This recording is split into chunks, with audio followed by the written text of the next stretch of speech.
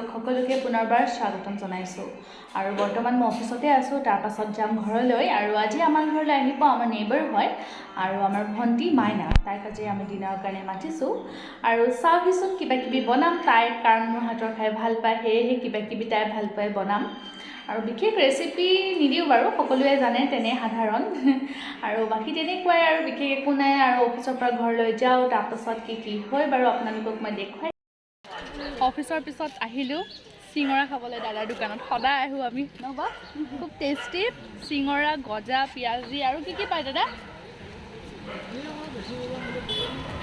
আৰু পকৰি পায় তাৰপিছত চাটনি এটা দিয়ে লগত আৰু চিঙৰাটো সৰু 5 টকা লয় কিন্তু বিৰাট টেষ্টি সঁচাকৈ আৰু গৰম গৰম সদায় ভাজি থাকে খাই থাকোঁ চ' এয়া আমি সদায় এনেকৈ গোটেইকেইটাই খাবলৈ আহোঁ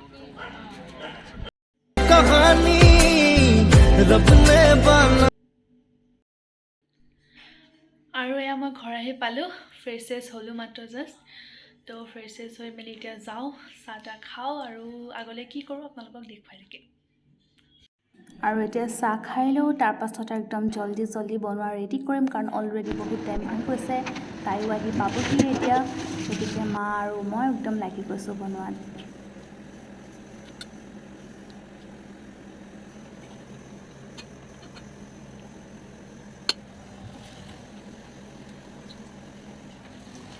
আৰু ইপিনে দাদাক আৰু ভনীয়েক পূৰা কথাৰ মহলা মাৰি আছে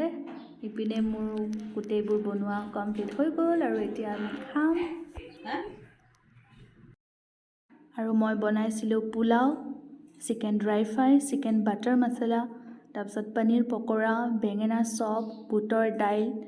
আৰু ভেজ পকৰা তেনেকৈ কিবা কিবি বনালোঁ